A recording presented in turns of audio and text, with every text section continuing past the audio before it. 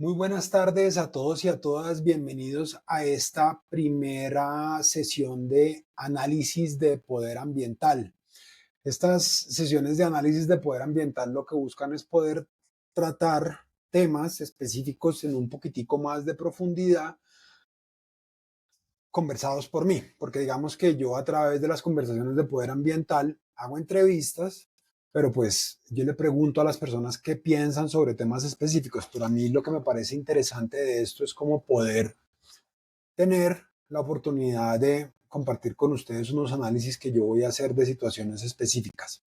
Hoy vamos a empezar a hablar de el agua en ciudades de América Latina y concretamente pues con un sesgo bastante significativo voy a hablar de las ciudades capitales de los tres países de los que más me siguen a mí, pues de donde más me siguen es de Colombia, de donde yo soy, seguido de Argentina y seguido de Lima, entonces seguido de Perú, perdón. Entonces vamos a hablar de el agua de Buenos Aires, de Lima y de Bogotá. Y adicional a eso, por lo que se ha registrado en medios internacionales, vamos a hablar de la situación del agua en Ciudad de México. Entonces aquí, pues lo que nosotros podemos ver es que vamos a tener una distribución en Latinoamérica, pues bastante representativa, pues porque vamos desde Centroamérica, pasando por la parte de arriba de América del Sur,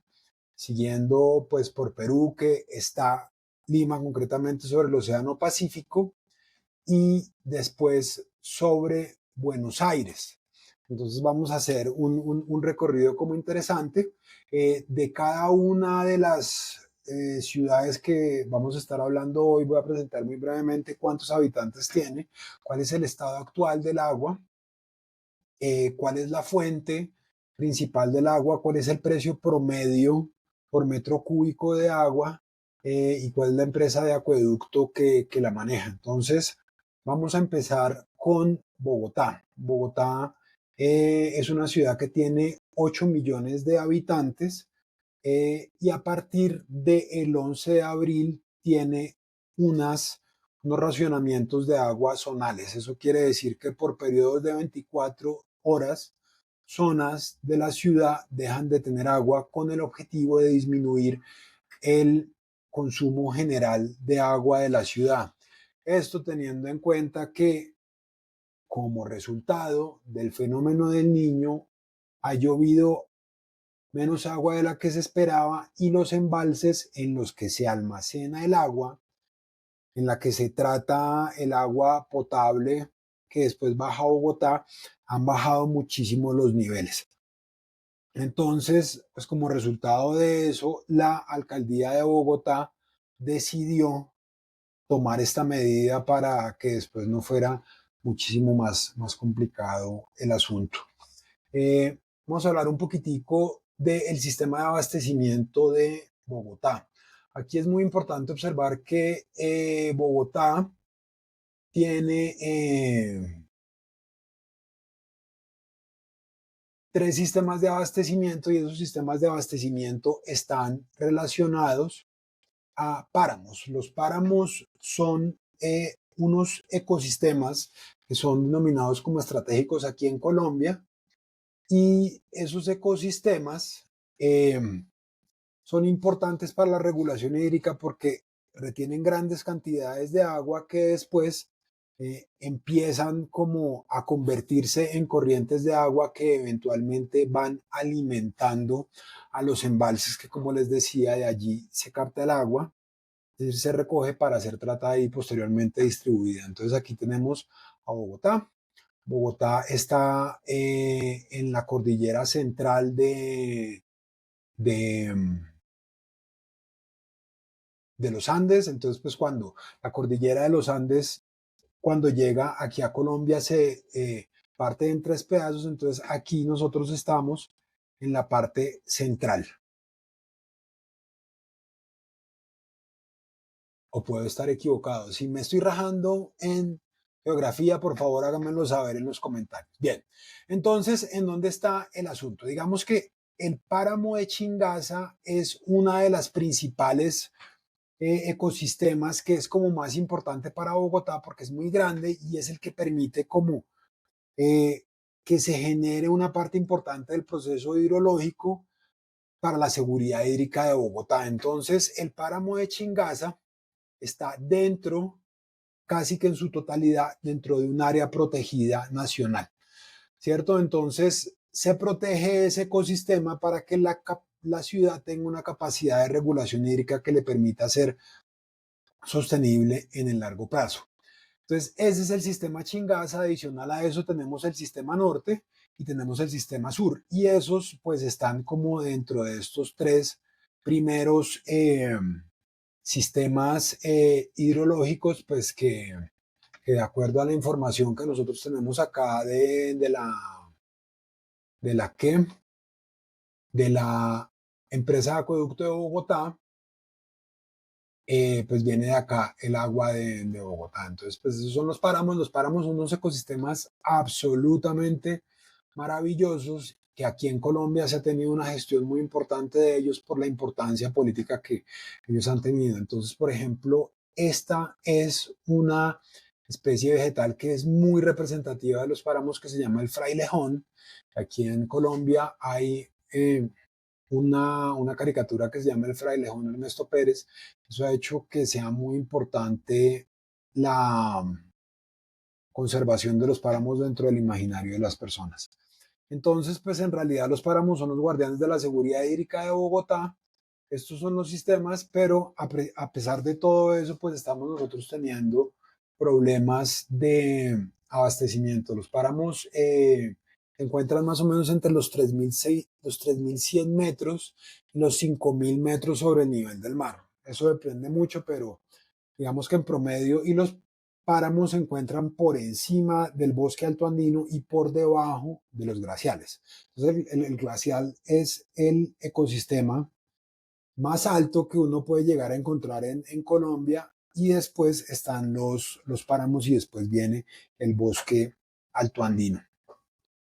En términos de precio, en Bogotá, la factura de promedio del agua tiene como dos grandes costos. Tiene unos costos inicialmente que son como administrativos, y hay otros costos que son específicos asociados al consumo, ¿cierto? Entonces hay una parte que se cobra por hogar y hay otra parte que se cobra por consumo específico. Entonces, en realidad lo que nosotros pagamos es por metro cúbico, y Bogotá pues tiene una cosa, y es que como en diferentes ciudades latinoamericanas, eso lo vamos a ver un poquito más en detalle, pero entonces Bogotá tiene una cosa que se llaman estratos dentro de las zonas urbanas, y dentro de los estratos, pues digamos, el estrato uno es la gente con menos recursos y el estrato 6 es la gente con más recursos. Entonces, un metro cúbico de agua en Bogotá está en abril, en marzo del año pasado, estaba más o menos en $0.91 el metro cúbico, y el agua aquí en Bogotá es manejada por la empresa de acueducto y alcantarillado de Bogotá, que es una empresa muy reconocida a nivel nacional e internacional, y pues que presta agua de muy buena calidad. Entonces, este es Bogotá. Miremos ahora Buenos Aires. Buenos Aires, eh, bien, Buenos Aires es una ciudad muchísimo más grande. O sea, el área urbana de Buenos Aires, como el Gran Buenos Aires, casi que duplica la cantidad de habitantes de Bogotá, es decir, la duplica. Es decir, Bogotá tiene 8 millones de habitantes y toda la provincia de Buenos Aires tiene 17 millones de habitantes. Es absolutamente gigantesca. En este momento reporta normalidad dentro de la operación, es decir, no reporta cortes como resultado de las sequías que se puedan llegar a presentar en la región como resultado del, fenómeno del Niño, y adicional a eso, pues aquí es muy importante entender cuáles son las fuentes eh, de las que se surte el agua de Buenos Aires. Es decir, la mayoría del agua de Buenos Aires viene del Río de la Plata, y el Río de la Plata es este. Es decir, el Río de la Plata va más o menos entre todo esto. Es decir, el Río de la Plata, cuando uno lo pone en Google Earth, muestra, lo muestra acá. El Río de la Plata está acá. Entonces, el Río de la Plata, pues si uno mira, por ejemplo, desde acá a acá,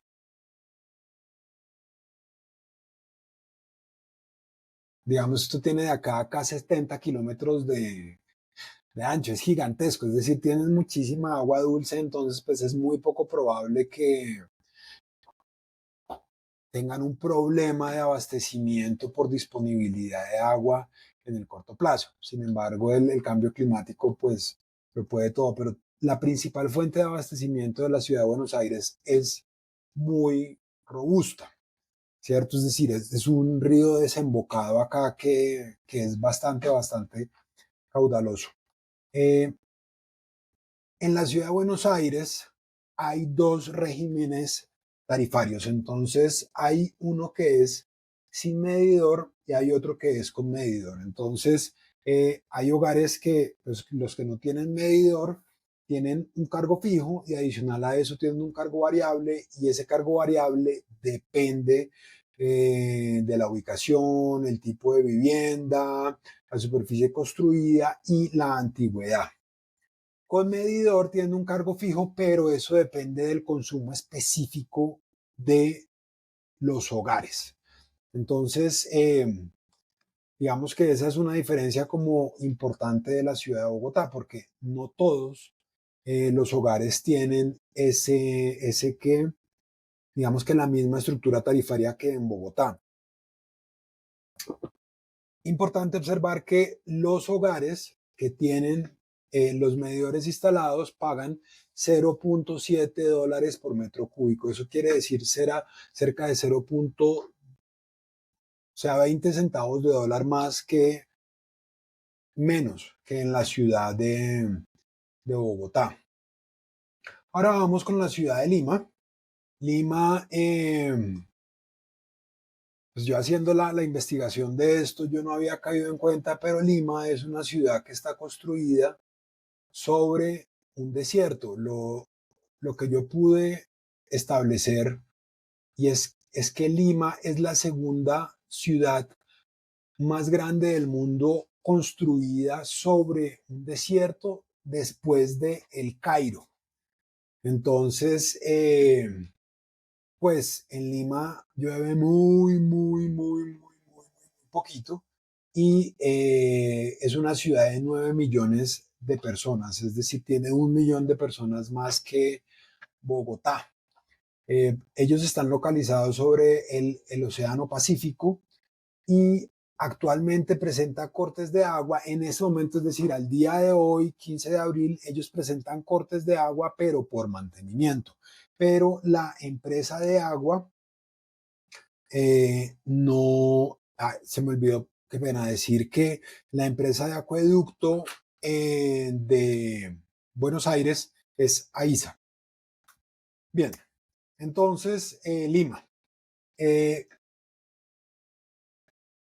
no, o sea, en este momento no registran cortes como resultado de la sequía, digamos que al día de hoy, con base en la información que reporta la información pues oficial de la empresa. Sin embargo, pues sí se plantea que hay un riesgo sistémico alrededor del abastecimiento de agua de la ciudad. ¿Y eso a qué se debe? A que los ríos que abastecen la ciudad pues pueden estar teniendo un riesgo importante. Entonces acá está el río Rimac, que aquí marca desde acá, pero él empieza a drenar. Es decir, aquí uno lo que ve es que el río Rimac baja desde la cordillera de los Andes y va drenando hacia Lima. Y el río Rímac es el que da el, el 69% del agua de Lima, seguido del río Chillón, que está acá, ¿cierto? Que esta viene de una parte diferente, es decir, uno agarra y lo sigue y él viene como por acá, ¿cierto? Y en tercer lugar, el río Lurín. Entonces, pues como ustedes pueden ver, son tres cuencas que son diferentes y eso generalmente se hace para gestionar el riesgo asociado a la sequía. Entonces, pues diferentes bajantes y pues, sin embargo, si no llueve lo que tiene que llover, pues las ciudades se quedan sin agua. En Lima, la empresa de acueducto es Sedapal y el precio promedio del metro cúbico es de 0.64 dólares por metro cúbico. Eso quiere decir que es un poquitico más barato que en Buenos Aires y un poco más barato también que en la ciudad de Bogotá. Acto seguido, vamos a ir finalmente a Ciudad de México.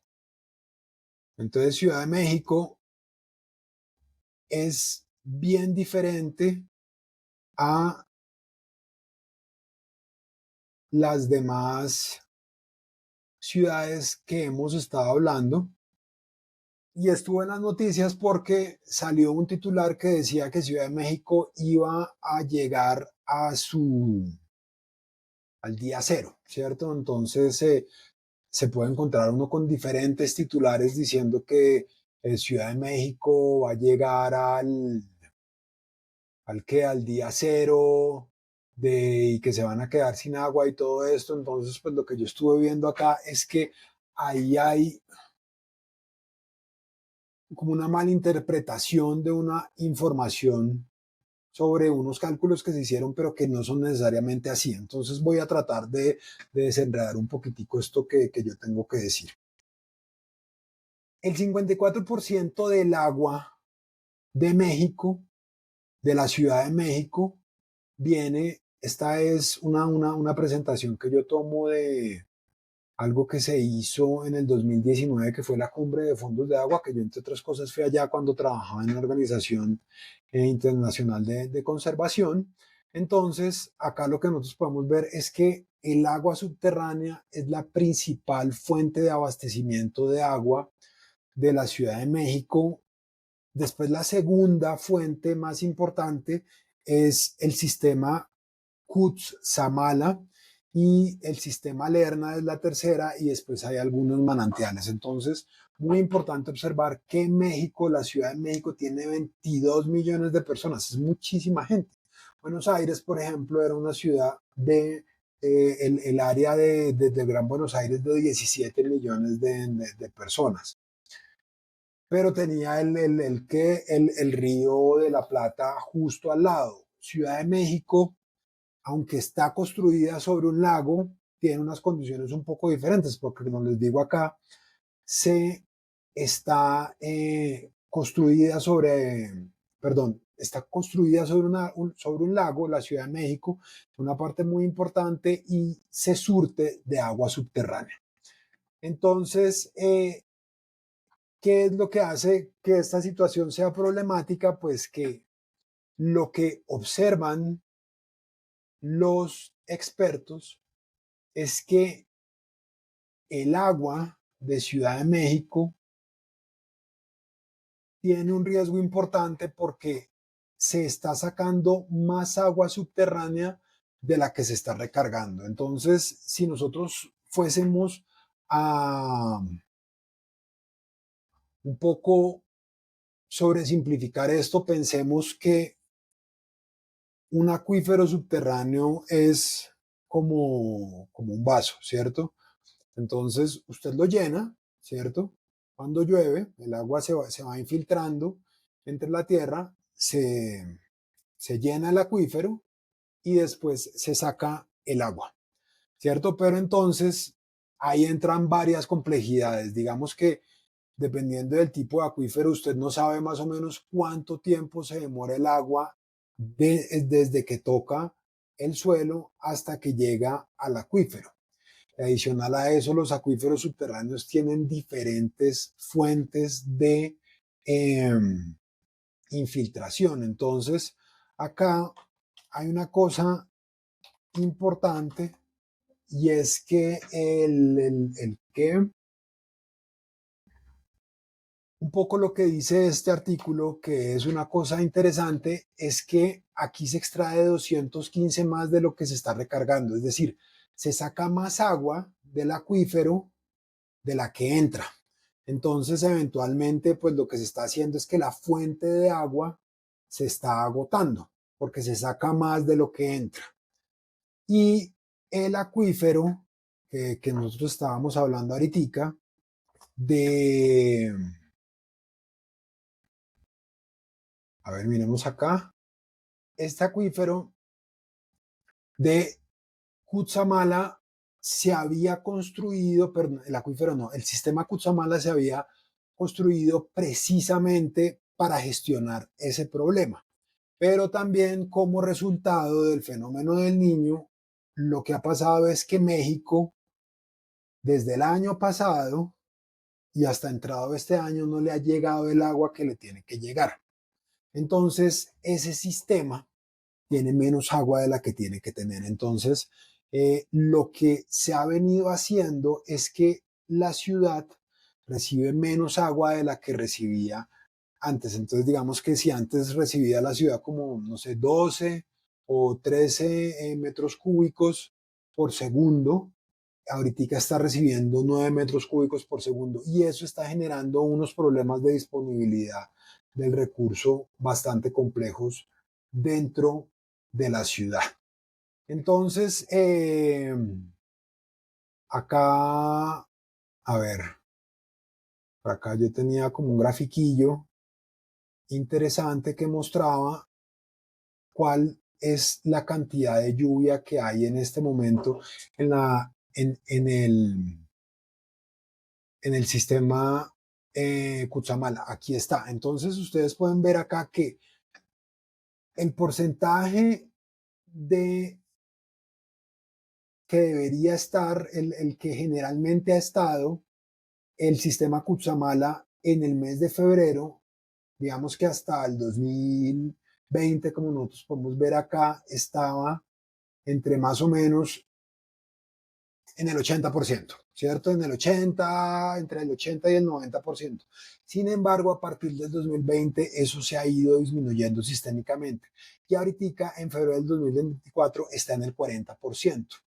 Entonces la situación es grave porque el sistema como de soporte no está dando la cantidad de agua y pues se está sobre extrayendo el agua del acuífero. Entonces, pues así es que se calcula la cifra eh, del día cero en Ciudad de México, que el día cero, pues digamos, también lo han tenido ciudades como Johannesburgo y Sao Paulo, pues digamos que en el marco de un ejercicio noticioso para observar la situación como tan retadora que se tiene ahí.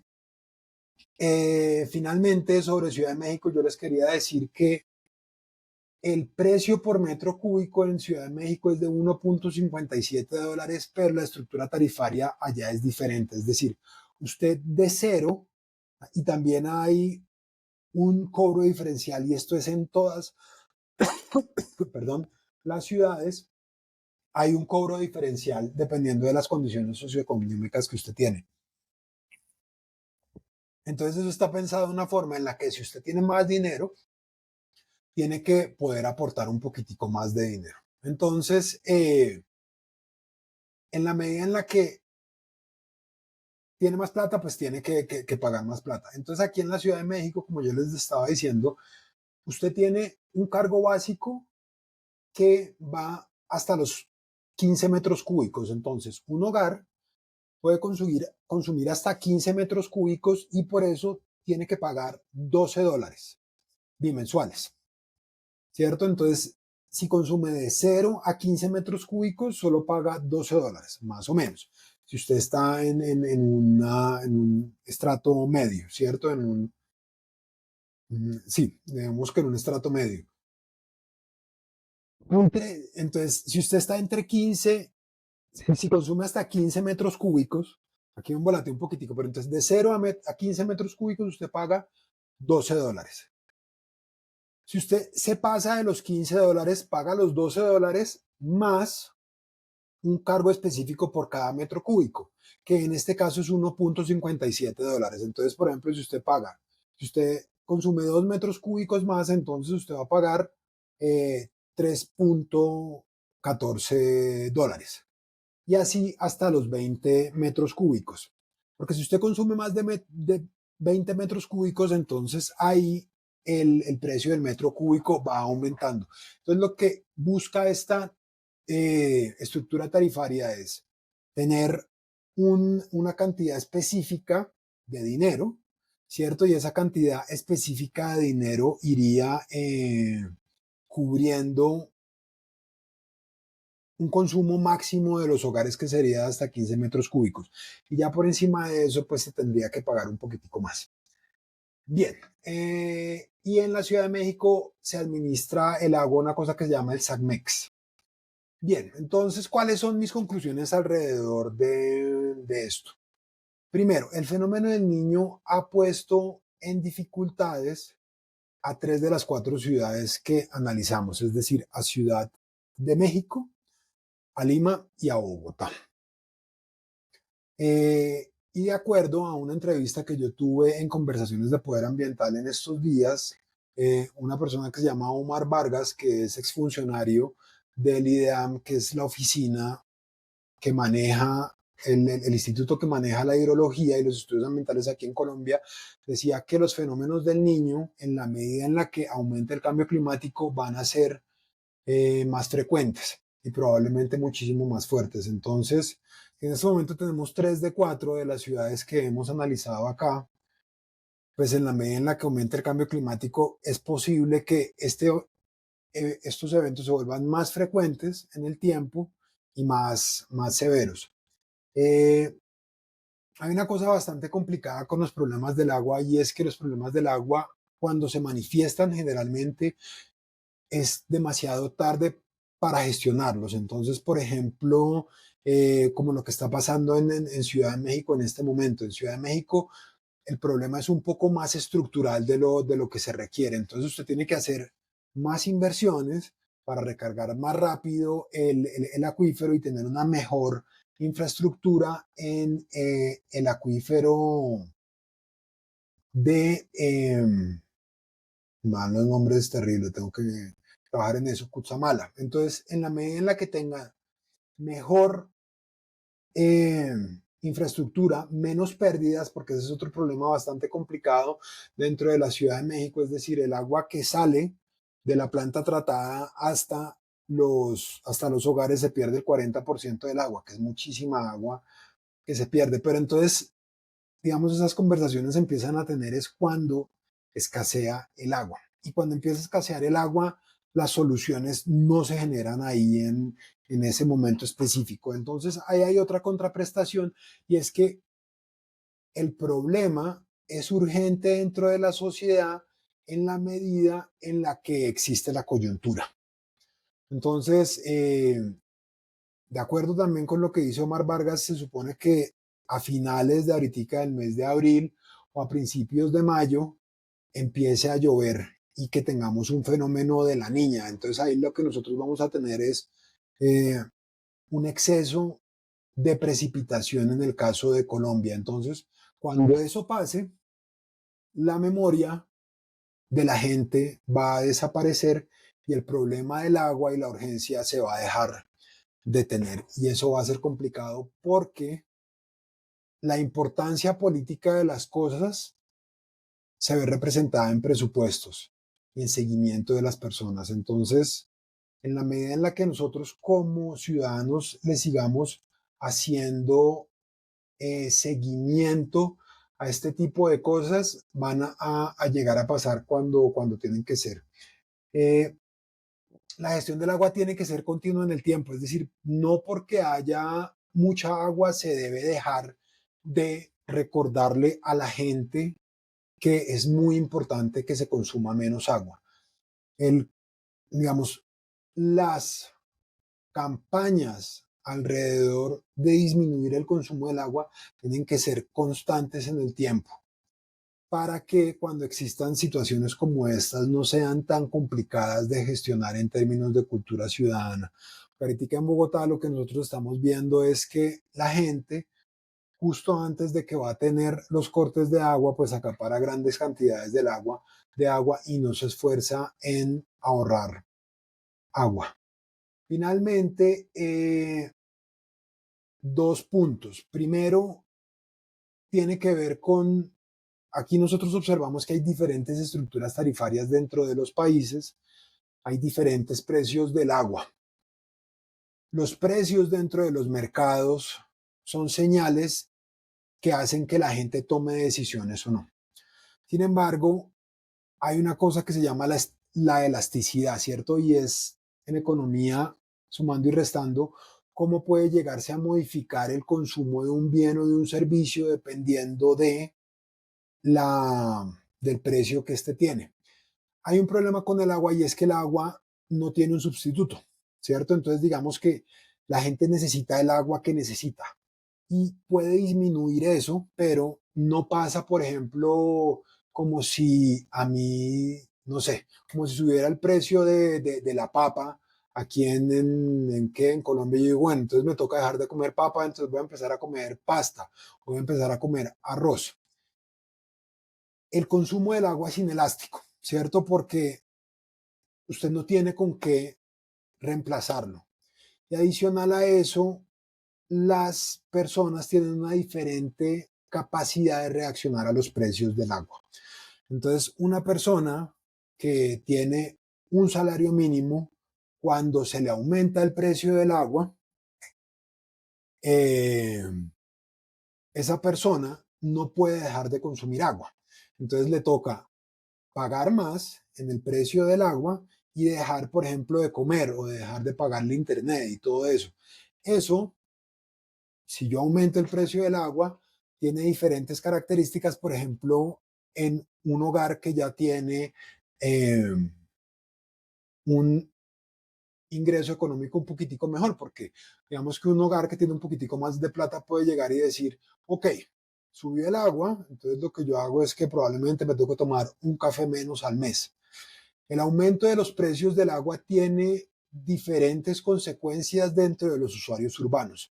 Sin embargo, el precio del agua es importante porque tiene que tener una señal de mercado para que la gente consuma menos. Entonces es una situación que desde el punto de vista de la política pública es muy difícil de sortear, porque ¿cuál es el precio idóneo del área, del agua?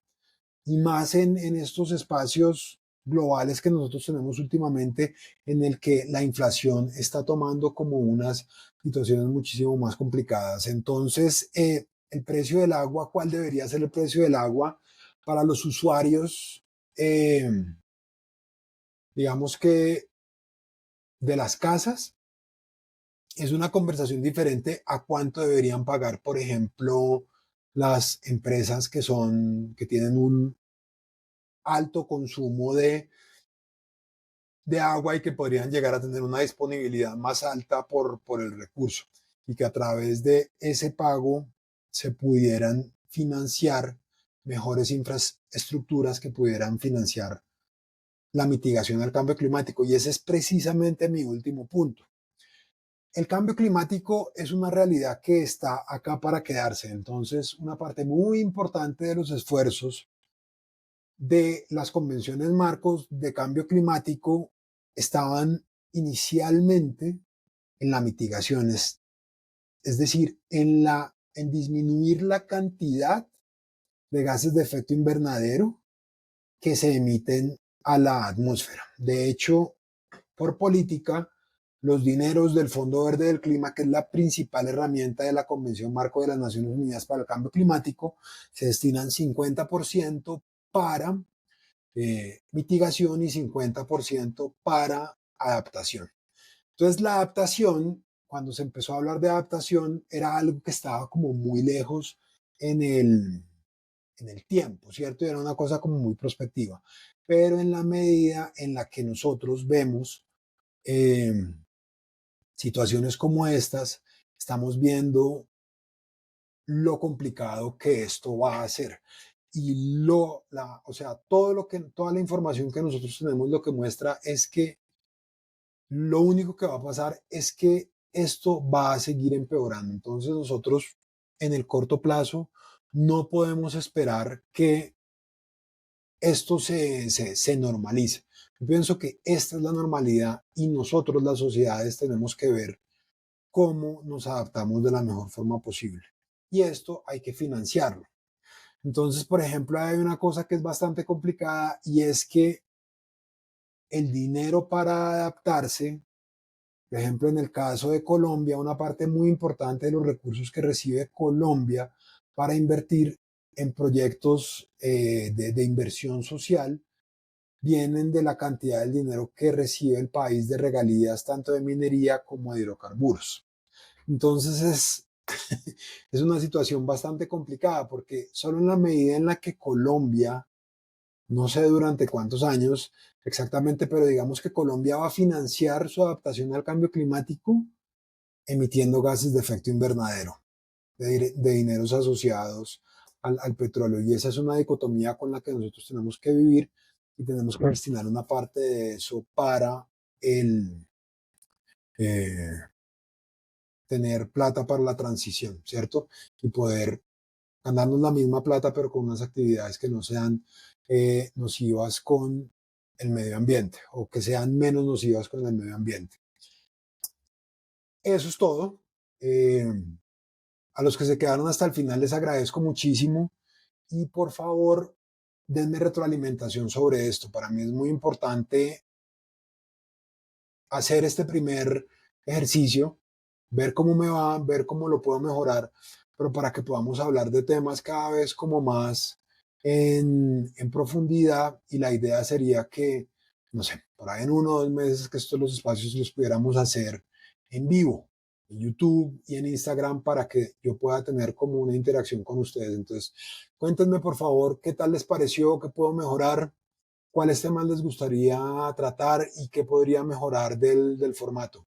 Y recuerden, lo ambiental es poderoso, lo ambiental es político.